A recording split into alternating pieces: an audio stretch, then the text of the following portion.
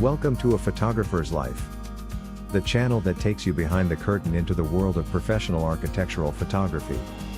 Join us now for an episode with some of America's premier architectural photographers. Today's broadcast comes from a recent Zoom meeting of the Association of Independent Architectural Photographers.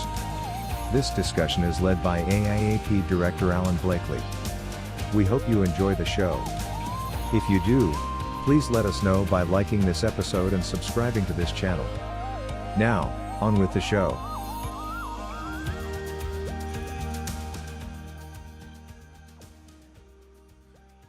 want to welcome everybody to the May 2025 meeting here of AIAP. We're talking about drone photography today. And this is something we talked about a year or so ago, but we wanted to revisit it. We've had a lot of questions and discussion back and forth. And I just wanted to open this up again for discussion. And one of the things that we talked about in our pre-meeting discussion was the fact that there's a lot of competition in the drone market right now. A lot of people doing it, a lot of people doing it cheap. And how can we differentiate ourselves and still have business? And I just wanted to kind of start out with the point that it's not about the drone. That like everything else, it's about the person behind the drone. And so the fact that our clients or other photographers may have the same drone or even a better drone doesn't necessarily mean that they're going to produce images that are the same or comparable to what we can produce. So I think we've got an advantage there. The fact that we bring the eye of an architectural photographer to the situation. So I just kind of wanted to start from that standpoint and just kind of get an idea of where everyone is as far as drone photography, and if you're offering it, and what your experience is right now in the market in May of 2025. I've been a licensed pilot for probably 5 years or more. I've gone through 5 drones, crashed several of them. Which two? Yeah, okay, 2 for me too. Yeah, thank God that DJI has that replacement program for $100. I've told my clients that I basically consider my drone a Hasselblad with a really big tripod. And so I bring it on every shoot, and where there's an opportunity, because I want to be more than, say, 8 feet off the ground, I might want to only be 15 feet off the ground to get over a tree on an exterior. I just shot inside the Library of Congress gift shop, and we shot we took one of the shots was from a drone in a position that a human being could not get to. And it's one of the favorite shots for the architect, because you can see everything that they wanted to see in a way that was not possible from the ground. So I, just got off the phone with that same client for another shoot and said, "Hey, the drone will be there. We'll do video if you want it. We'll do stills if you want it. If not, that's fine. But it's always part of my kit." I would say that it gets used a decent amount of the time on exteriors, and the quality is excellent, and it's no more or less expensive than any of my other photos. Yeah, I would agree with you, Jack, on that. I use it. I don't use it as an aerial platform necessarily. I use it in place of what I used to do with my 12-foot tripod and my 40-foot mast. Yeah, exactly. Yeah, I don't fly real high with it necessarily. I mean, there are situations when I have to do like a grid view or something, but for 90% of what I do, I'm under 50 feet, and I'm usually under 25 feet. I'm flying at the roof line because I don't want to see the roof.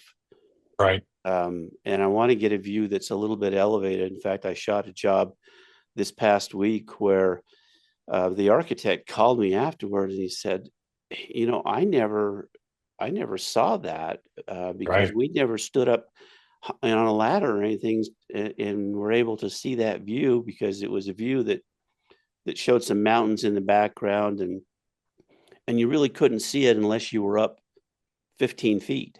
And Mhm. so it wasn't really aerial, it was just elevated. And that's the way I use that platform. And because I'm the age I am, I also use it so that I can get around a building in a hurry. Common sense. Yeah. The has anyone else flown a drone inside a building? I've done it twice now. Yeah, Mhm. yeah. Uh, I did a in Chicago last year. I flew one inside of a storage unit. Yeah, and it was pretty cool. You know, they asked for it. I thought that was kind of unusual, but we did it. Made a little video out of it. They loved it. Public storage. mhm. Yeah. Yeah. I've done that too, in a pretty much for the same perspective as you guys have been saying. But I, the thing I really want to try to accomplish with any drone shot is I don't want people to even think about it being shot from a drone. I just want them to think about how great the shot is, more so than if I went sky high and shot so far up above that it's all about the roof. Right. Then trying to give the message that we're after, and that is great photography. It's just another tool, and mine goes with me on just about every assignment, and I love using it. It works. So I have shot, I'm sorry, I have shot really high several times, mainly for landscape but architects who have a plot that they've designed on paper, and then this allows them to have a photograph of what does it look like now 2 years later once everything's grown in.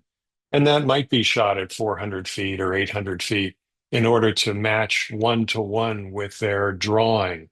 Um, but you're right. Yeah, the tops of buildings are ugly. But sometimes trees and plants and stuff are worth shooting from a height.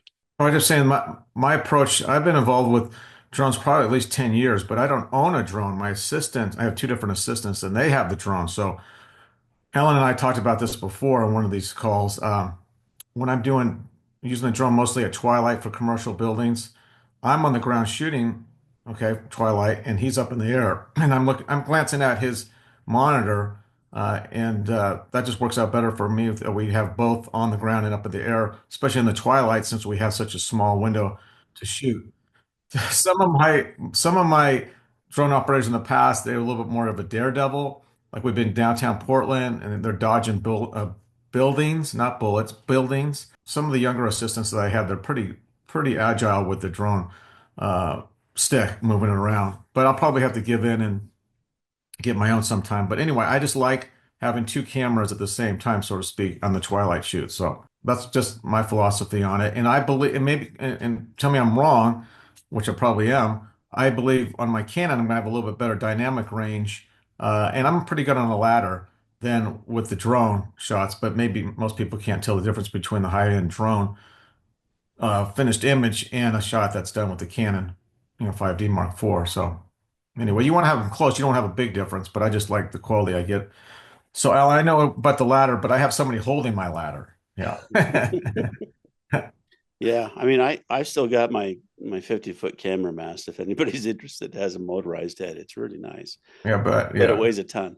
So I don't use it anymore. But one of the things, though, that I think, my hesitation in, or at least the differentiation between what I do and what, somebody calls himself a drone photographer does, is that my stuff I think looks architectural and their stuff doesn't.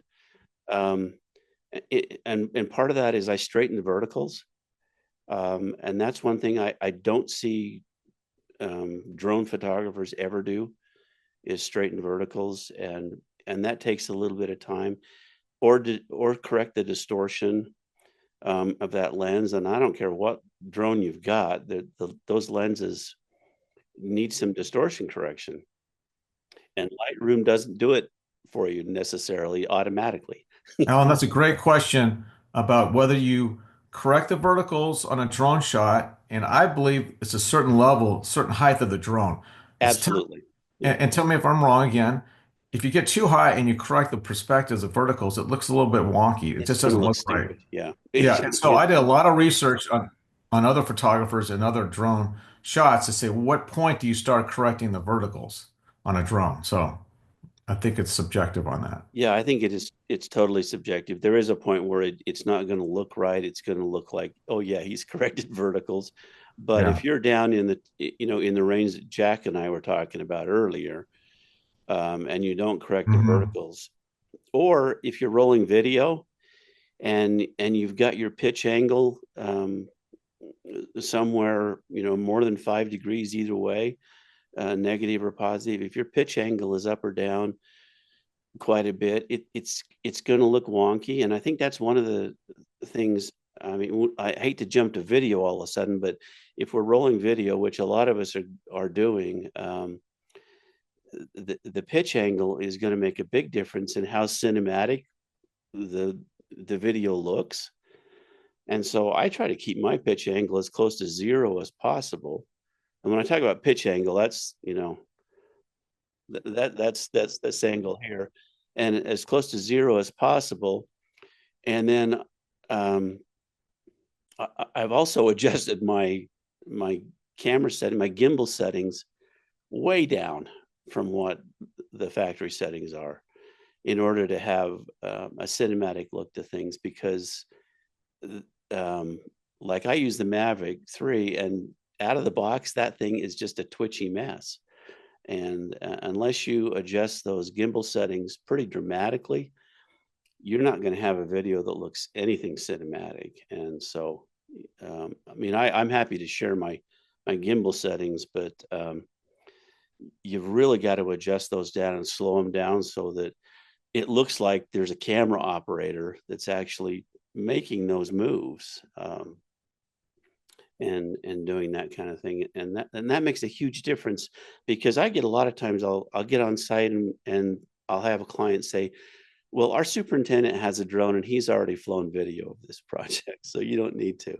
It's like, well, yeah, and he's probably shown you the rooftop and it's 100 miles an hour, and that's probably not what you're going to want to put on your website. So so I'll go ahead and roll something, and then it looks cinematic and polished, and it looks like something that they can be proud of. So anyway, that's you know how we all edit differently, and everybody's photos look different than everybody else's. I don't do the drone myself. I don't want to do the drone. It's just beyond what I want to do. And so I have two guys that are really good. They both edit their stuff, though, quite differently than each other, and they edit differently than I edit, with the intensity, the color, and everything else. And so what I do with both of the guys is they just give me their raw work, not raw camera, but just their work unedited, I should say. And then I edit all the aerial stuff myself so that it ends up having the verticals that I want, and that it has the intensity of color and everything else the way I want it. And it ends up looking like my other still shots. And I also, my agreement with them is such that I can put my logo on those photos that they take for me, because they've been paid to do that for me.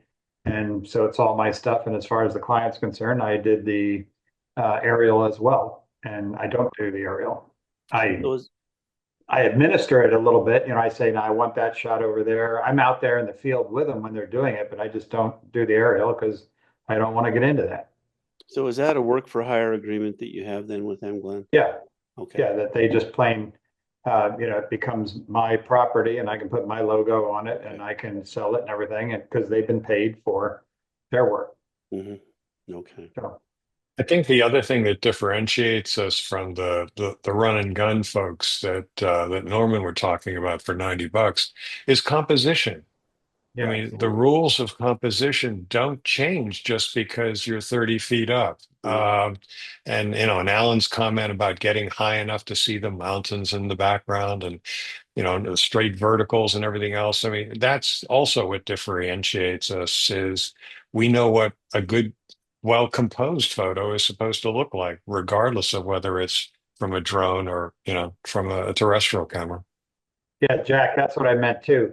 My cropping of their photos is completely different than the way they give them to me. So yeah, the cropping is very important. Alan, I had another question just for the whole group. Mhm. So I started shooting aerials before drones out of helicopters. Yeah. And so yesterday I had a discussion with a client, and the marketing director that's over her says he used to shoot with a photographer in Arizona that had used the helicopter. Last time I used a helicopter was probably 2, 3 years ago. Mhm. And I just want to see everybody's kind of feedback on how you describe now the helicopter can get a lot higher, but it's obviously more money and you're restricted, of course, obvious restrictions. But to sell a helicopter shot compared to a drone shot, um, I don't know. Are people even shooting out helicopters anymore? Or is it just all drone most of the time? I I am whenever I get really close into an airport, for example, where I cannot fly my drone, Okay. then I would either use a helicopter, prefer a helicopter over something like a Cessna aircraft with high wing. Those are problematic in their own way. But no, I've used the helicopter quite a bit whenever I've had to, really because of restrictions. Yeah, if you're in the Chicago, Wisconsin area, there's a fantastic helicopter pilot. He's a flying Nam, and he's carried pilots. He knows how to do it. And the way to do that is you just schedule, several projects. Because I think the last time I think he's like $900 for a 3 or 4 hours, and if you want him for the whole day, it's like 1,600. But you can get, but he'll fly you over the projects. He holds it steady. He knows the views. He knows the angles. He's fantastic. I'd be happy to send his information if you need him. Yeah. The issue um, with a helicopter, however, is altitude. You've got some minimums that you've got to maintain. And 500 feet generally doesn't do it for most things.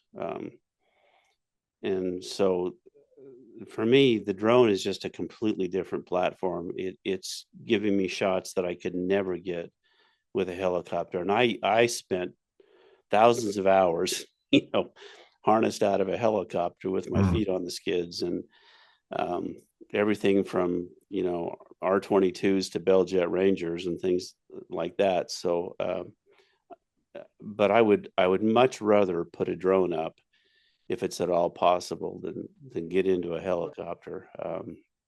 The one job I had a couple of years ago, it was a larger space I had to photograph. It was almost like 3 city blocks. And with a helicopter, with a drone, you can't get above 500 feet. Right. Yeah. And So I had to get higher so that's what we hired. Yeah, the difference. not legally. Oh, right. There you go. There you go. I had an Amazon warehouse in Boston, and I think I went up to 1,200, maybe 1,300. 1,200. I had to Yeah. get it. I lost connection several times. I thought I might lose the drone, but it was necessary to get the shot the architect wanted, and we did. We got and it turned out. We processed it and cleaned it all up, but it's beautiful. But yeah, So I believe DJI has removed the automatic restrictions with the latest firmware updates. So now you could fly over an airport. You're not allowed to. It's not safe to do it, and so on. But DJI no longer restricts that. They leave it up to your own common sense and training and licensing.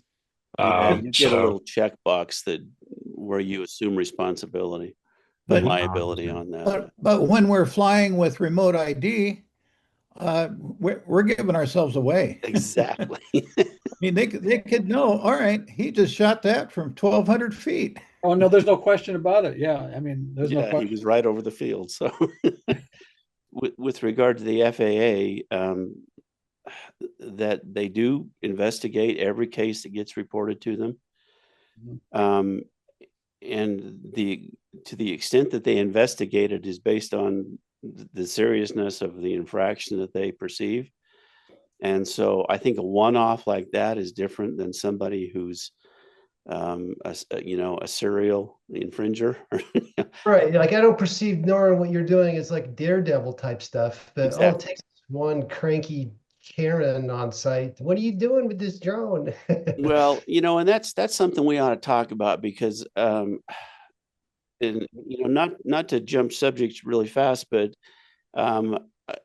I encounter people on every shoot, nearly every shoot that I do. I encounter people who are hostile, and you know, I'm licensed. I go through before you fly and make sure that everything is taken care of the way it needs to be. I'm permitted if I'm in a restricted airspace. I have a safety vest on. You know, I've got a lanyard with my license printed on it around my neck, and I still have people that call the cops. And it's just aggravating to the point of, you know, me wanting to be hostile back to them. Well, I'm starting to wonder if I need to start wearing a body cam, you know. I don't think that's a bad idea, honestly. You told us about an incident you had last year in Detroit, where someone threatened to arrest you. Oh, this was actually in Lake Orion. I was detained by Detective Sergeant, I won't mention his name. If he's ever watches this, thank you very much for your time. But I was detained, and I was perfectly legal. I had permission to be in that airspace with the FAA, and it didn't matter squat to this guy. And so he came up, you know, hand on his gun and the whole bit. Bring your drone down right now, and I did, and then he detained me at the police station there, and for whatever reason, until he called whatever city manager or whatever that I'd gotten permission. I was photographing the city hall, and permission had been in place for a month to do that, but somebody got, you know, worked up, and he maintained that it was a no-fly zone. Well, it wasn't, but yeah, this happened in Lake Orion, Michigan, and I hope that their tourism goes way down as a result. This is a good subject in that I sometimes get permissions in writing from an email or something from, you know, the owner of the building or someone, and then you get on site and the person that was supposed to know you were coming, somebody else is saying, well, I don't care, you know, who said what. Nobody told me that you were supposed to be here. And, you know, you get into all that. So one thing that's helped me a little bit on that is if I have a copy of the email with me where, you know, the big cheese said it was just fine. And then the subordinate said it was just fine. The subordinate even said they were going to meet me on site at a certain time, and they're not there and I can't find them. But at least by having that piece of paper with me, that's got me into places that I otherwise would have been detained. That's a good idea. You know, and I've said this before. I run into the most problems with the person on site who is being paid the least amount of money. Yeah. Oh yeah. That's probably true. But I agree with you, Alan, with having your lanyard with your credentials on it. You know, that's something that everybody should have, because I've snapped this off before and just handed it to the authorities and then go check things out while I continue to work because you got limited time. But that's important to do. Yeah. See, I've got my license. Yours is bigger than mine. Mine's big. I printed it out 4x6, and then I've got. Oh, that's beautiful. You know, this is on the opposite side. Oh, I like that. And so you deal with older people who need the large print version. Is that what's going on? That's really good. I just got the press pass, but I'm the one that needs it.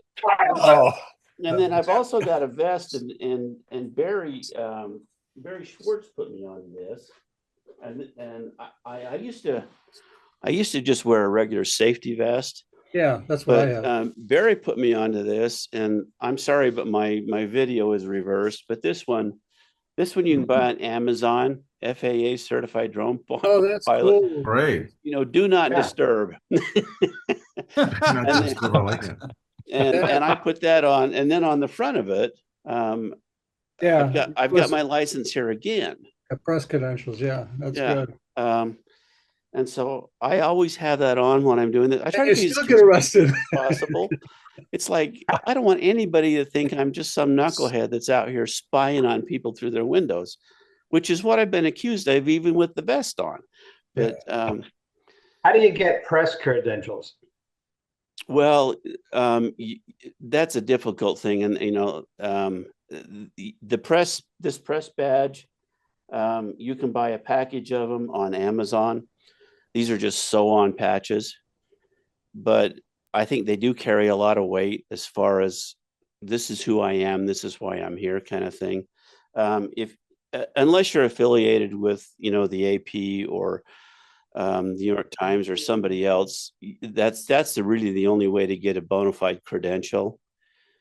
There are some ersatz press credentials out there that really don't carry any weight at all. National Press Photographers Association or something like that, and those are just nonsense. But sorry. But you just bought a thing that says press, and you wear it, and there's no authority given to you, whatever. No, but that just tells me that just tells them why I'm here. I mean, I'm not Okay. I'm not asserting that I'm associated with any news organization. I'm just saying this is why I'm here. And so Amazon sells these patches. They're just a cloth patch that you could just have stitched onto that vest. And I found that very helpful. I've also found that there are situations where people will flag you off because you've got that on there saying, no, we don't want any press coverage here. Yeah, that's the thing, right? So it's a two-edged sword on that, but it does lend some legitimacy, but it is nice. People don't generally bother you if you've got something like that on. So you don't have somebody come up and saying, yeah, I've got a DJI drone too, want to talk. Like, yeah, I don't think so. But so that's an interesting thing. But I've started trying to lift off and land my drone from an inconspicuous spot, just because it's just not worth the hassle of being out in the open someplace with putting my landing pad down and the whole show, and I'd rather just do it as inconspicuous as possible and find some place that I'm not going to have people on their cell phones, which I do all the time, taking pictures of my drone as if that's going to mean anything. But I'll have people, I photographed an assisted living center recently where I had the staff out with their cell phones taking pictures of my drone, even though I had permission from the ownership and management to do this. There was some people who thought they were being vigilant, and because somebody was going to take some pictures of the assisted living center and use them somehow. How many of you fly with a spotter? If I can't see the drone, absolutely. Yeah, me too. I always fly with a spotter because I'm interested in watching what's on the monitor. I need somebody watching the drone, keep an eye on where it's at, Yeah, what especially direction. if you've got obstacles that are of any concern. Well, Yeah. that's why I've crashed a couple of them. Jack, we're supposed to keep that to ourselves. Oh, I'm sorry. If my wife's with me or my business partner, Mary Beth or Patrick or somebody, I guess I've never asked them to spot, but I guess they kind of do. But it's, I don't intentionally bring a spotter out. If I was in the city, I guess I certainly would. I've never, I've only, in fact, flying in the city, the drone shots I've done in the city, I've had a drone guy do that while I was doing the architectural work. We process it, and it's a work for hire agreement. But I've never taken a drone up in the city of Chicago myself. So I guess it's an excellent idea to have a spotter because that in cities. I mean, I've flown in Chicago and other big cities like that, and there are enough obstacles that your avoidance system is not going to detect that it's just not worth the risk. Yeah. Telephone wires generally don't have enough mass to be detected. Those kinds of things, cable TV wires and things like that. And So you've got to have, and tree branches, just straight things Tree branches without leaves. without leaves. Yeah. Of course. If you're flying and there's no leaves on the trees, yeah, watch out. But dealing with the general public, I think, is a serious problem, sometimes. And I'm not sure what the answer is generally, because I'm not going to land my drone and talk to you if you got a problem with me being there. So and that's what I did with this detective sergeant that got really irritated with me. Was I said, I can't talk to you right now. He didn't want to hear that. He didn't want it's to hear like, that. land your drone right now. So has anybody else had hostile encounters when you're doing drone work? Yeah, what I did recently, but I bought the signs. I didn't use the vest, but I bought signs to put out now, and it just depends. When you're shooting twilight, you don't know if people are just hanging out having a drink or whatever, and sometimes they're just the neighbor comes out, and he was just in our face. He reported to the city council, to the city hall, and then we had to answer to some questions, which was a little bit embarrassing, but we had everything covered. Mhm. That just some people are just sideways on things, and that's just their nature. Was that a residential area, David? Well, it was a combination. It was residential, but it was a borderline with the library. So it was just kind of crossing into that area. I Yeah. just want to mention one of the close calls that we had in Portland. We have the PDX, the international airport, and then there's a small airport, Pearson Airport. That's the oldest airport, small airport west of the Mississippi. Okay, so it's almost parallel. It's just up a little bit from PDX, and we got clearance from PDX to be in the area doing a drone of this waterfront area. So my drone operator's cruising around, everything within what he was approved to do, and then the Cessna, I don't know if it was a 150 or 182, comes flying landing as a student pilot, landing on approach under our drone. Okay. So our drone was above this little private plane. And my brother's a pilot, and I talked to him about it. I said, what should I do, Bob? I called him up and said, just get out of there. I don't care if you're approved to do it, get out of that Mm. situation. Just leave, because if you clip that little private plane, something happens. But that was the closest, and that was nerve-wracking that he was actually underneath, below our drone, uh, landing, because it was a student pilot and he wasn't keeping track of where he was. So it was crazy. And I got one more. This is gonna knock you guys off here, make you guys laugh.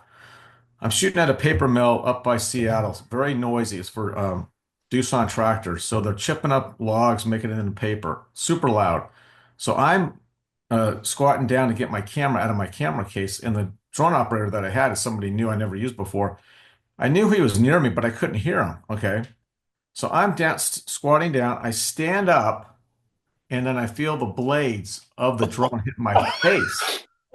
Right? Byron? What is going on? It's the first thing I think. Okay, it did go through my cheek. My client's there and it's bleeding. It didn't go through my cheek, but could have got my eye, could have got my neck.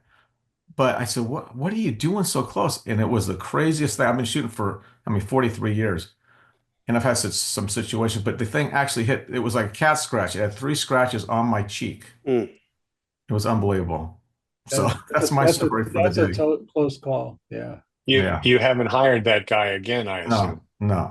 Wow. No. So Workman's anyway, comp claim. what's that? Workman's comp claim. Oh, I know. It's nuts. Yeah, I've never had one of those yet. I pay for it, but I've never had it. Hey, I wanted to ask you another question. When I was shooting helicopters, maybe first time 20 years ago, I was doing some reading on lighting, and you probably already know this, but when you're shooting a commercial building on the ground or on the ladder, you kind of want things kind of front lit, depending on if it's twilight or not, but front lit. But once you start getting up in the air with the drone or a helicopter, you want it to be side lit or even backlit. So if you're from a distance and you're front lit on an aerial, it definitely it kind of flattens it out. And it's this weird phenomenon that I've learned over the years that you want to be kind of cross lit or backlit when you're from a distance. I don't know what the perfect distance is to use that principle, but for me, that makes a big difference to have more shape from an aerial um, from distance. So I don't know if you guys use that principle or that lighting technique at all. No? I tend to shoot mine either early or late in the day. as far as the lighting, the cross lighting, Mhm. Yeah, when I you're think from he's aerial. talking about altitude. Is that what you mean, David? When you get up, When you get out in the aerial, right? In the yeah, aerial, when you're compared to being on the really ground high. Yeah. Mhm. and distance, when you're in distance aerial above, maybe 100 feet or whatever, 50 feet, 100, front lit is not as appealing as side lit or backlit when you're doing aerials. Mhm. Absolutely not. Yeah. Yeah, you And don't get that's, that I learned that a long modeling. time ago, but anyway. So Ken ask a question here in the chat window here about flying near, a Class B airport and as far as permissions and things like that, and the steps involved in that. And I know that comes up for some of us fairly frequently, and maybe we ought to kind of talk through the process of doing that, and how we get those permissions, and what the right way is to do it rather than the wrong way, so that we end up with a fine. Those kinds of things. Is there anybody here that ends up having to fly near airports on a regular basis? Yeah, I do quite a bit. And I use air control. Hmm. Air control, which used to be a loft, Yeah. and through it I can get uh, Lance authorization Hmm. to fly. And it's really fairly simple to do, and then I just transfer it into the aircraft. Hmm. Although now you don't even need to transfer it to your aircraft as long as you've got it on you, or the permission from Lance to be able to fly where you're at. Yeah, that propagates into your app. Right. Yeah, that's really helpful. Um, I end up having to do that regularly, and the only anomaly for that is if you are, I found anyway, is flying near a government installation like an Air Force base. Right. Um, Or a jail or a penitentiary. yeah, You and can't then you you can't do that. and then you can't do that. No. But I have found, um, I contact the tower, and they are able to give me an unlocking code. I fly near Air Force Base here in Utah fairly often, and they will provide me with an unlocking code, um, for the DJI. It's a 6-digit code, and it's a different code every time. um, and that will get me. That doesn't get me over the field, but that gets me adjacent to the field. And then I have to tell them when. I mean, they give me a very precise window. I have to tell them what that window needs to be, and I have a feeling that they're monitoring my well, it's not a transponder, but they're monitoring my signal. Remote ID. Yeah, my remote ID. Um, and so they know when I'm there and when I'm not. Um, but yeah, and they've got the ability to take me down. I understand, if I end up over their field, and I don't know what that process is, but I have read some things online where people have lost their drones, when they've gotten over a government installation like that. What do you mean lost their drones? Like they land them for you? They will land it for you, yeah, and You they will can't take retrieve it? it. Yeah, so I don't know I mean, it's apocryphal at this point, so I don't know what the real truth to that matter is, but Well, they they can don't lock have the out drone. your geo connections. Yeah, I mean, military does it to one another. yeah. So you're no longer able to communicate with your drone or navigate with it, and so Right. um, it's lost. And it probably should be if you're doing something like that. But I've never had any problems like that, and I was flying downtown San Diego, and um, that was a kind of a disaster because I had the international airport and I had a few other things, but I did have geofencing that I bumped right up against when it came to the jail, and that was a no-go. So I was shooting some commercial buildings. I could go pretty much anywhere I wanted to except there. And so those are situations that you have to kind of be aware of.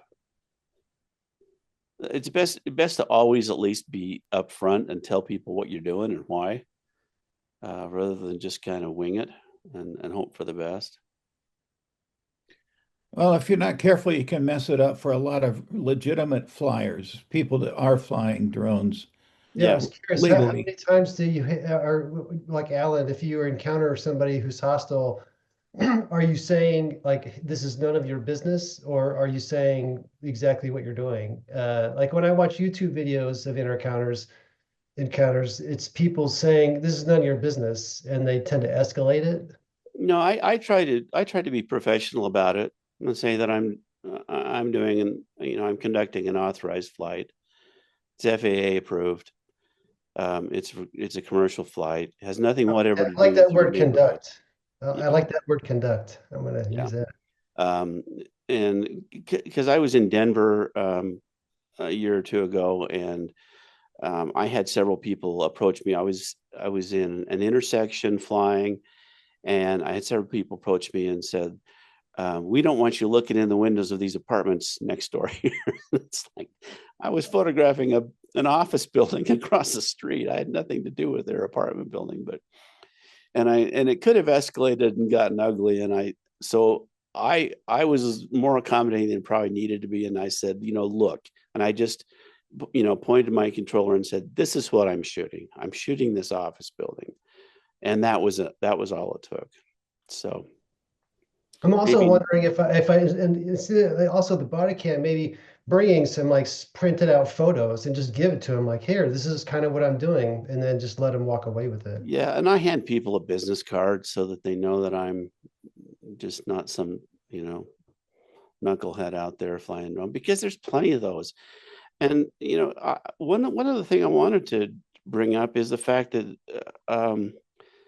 there's a lot of knuckleheads out there that are going to be flying around us, and I don't know how many of you have encountered that, but I encounter that fairly often, where I'm shooting something, and if it's something that's recently built or really interesting, I've got other guys that are in the air at the same time who are not authorized to be there. And so how do you handle that? That's Yeah, I've never experienced that. Yeah, nor me. Yeah, and Well, I've the never last time I experienced it was down at the Sphere in Las Vegas, yeah. and that was a really complicated permitting process. I had three different entities, government entities, I had to permit with to fly there, and I got there, and I had three other guys in the air flying around me.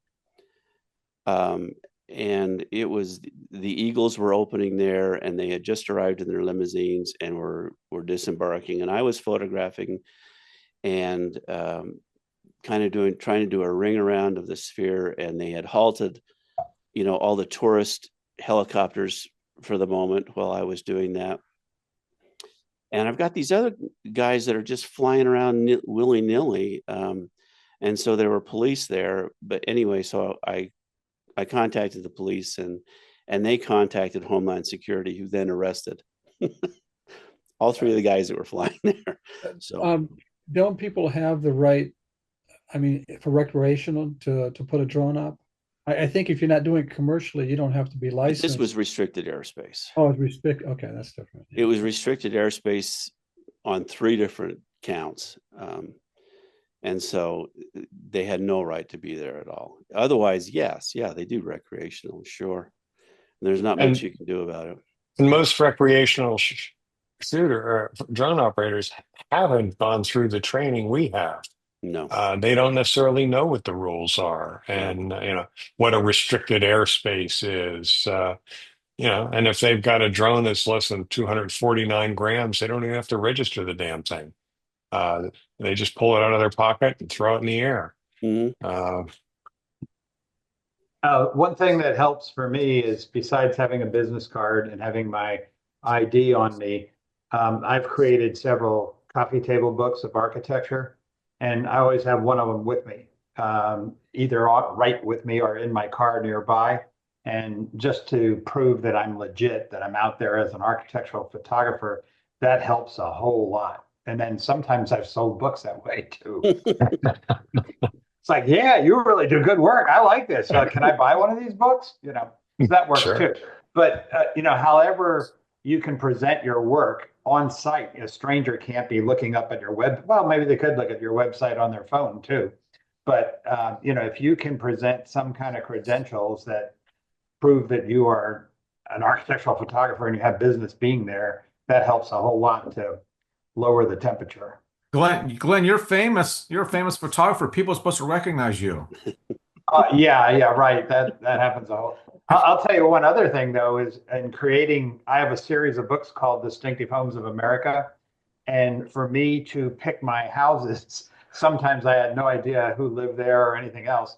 And if you stand outside of a multi-million-dollar house, off of the property line, right on the street, and you start taking pictures of their house, it will only take about 5 minutes before someone comes out and says, "May I help you?" Which means, "What the hell are you doing taking pictures of my?" And then you show them a coffee table book that you've done, and you say, "I would really like to have your house in my next book here for Naples because I think it's one of the best 43 houses in all of Naples." "Oh, really? Let me show you my house." Glenn, maybe you should do that before you start shooting. I No, know. it works. It works. You live and learn. I Live just and let learn. them come out. That's great. So in just a couple minutes that we've got left here, let's jump to as far as marketing drone photography, high-end drone photography. Any insights that anybody might have as far as how do we differentiate ourselves from, at least to clients, or potential clients? I don't even try to. It's, as I said, it's just a Hasselblad on a big tripod. Yeah. And I don't, if they ask, I don't tell them what kind of lens I'm using or what kind of camera body I use. Yeah, I shoot photographs, and this is one of my tools. Yeah, if anything, if I need to sell it, I might just assure them or remind them that I have a full insurance liability for drone, specifically drone policy, because I think a lot of people, especially the run and gun people, don't have drone specific insurance. Well, there's a lot of people, especially like in metropolitan area like Chicago, that when somebody does something really stupid, like all of a sudden they're flying over Wrigley when there's a game, which you can't do, then they make all these laws and it actually makes it harder for us. Remember all that crap, the drones that were being spotted out in the East Coast or whatever? Remember the government was supposed to get involved, whatever that was? That's why everybody's freaked out by it. Oh my God, they're spying on me. No, I'm not, And like you said, half the time, if I just show them my controller, like, here's what I'm doing, they're like, oh, cool. That's kind of the end of it. Yeah. So. Yeah, I want to circle back to something Norman and I were talking about before we came on air with this, and that's that I don't specify or line item drone photography, and I think that's what we've all alluded to just now, is the fact that it's just part of our tool bag, and I don't separate that out as a separate item. It's just one of the cameras that I use, and so like Jack was mentioning, it's a Hasselblad with wings, kind of thing, and I think that's an important differentiation, because that way it becomes about the photography and not about the gear, and to the extent that we continue to make it about the photography and not about the gear, then it's, that's what differentiates us ultimately, is they're hiring us for our eyes and not for the camera in a case or whatever that we are carrying around. So because I'm not doing the aerial photography myself, if it becomes part of the shoot, then I have to charge more for that. But the way I do it is I just ask them for what kind of shots that they want, and I find out the whole package of what they want. And then if it involves aerial photography, I give them a price that covers my expenses for that. Yeah. If it doesn't involve aerial, I don't talk about it's gonna or not have it. I just plain give them a different price for the scope of the work that they said they wanted. Yeah, I think that's really wise. The fact that we just make it as easy as possible for people to spend money with us, and not make it difficult for them to have too many things to consider. Good discussion. Thank you to everyone who's participated today. This has been really helpful. I think this will be something worth listening to again, and I'm sure that this will be valuable to those that weren't able to join us today.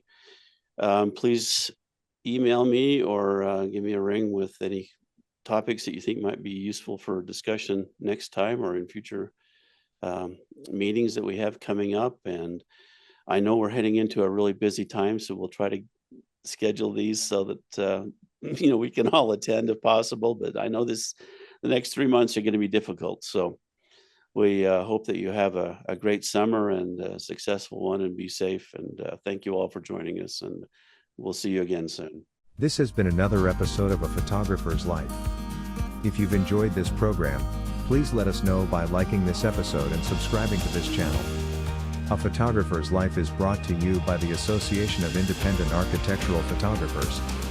This episode is copyrighted and may not be used in full or in part without the written permission of the AIAP. Please join us again soon for another inside look at the world of professional architectural photography.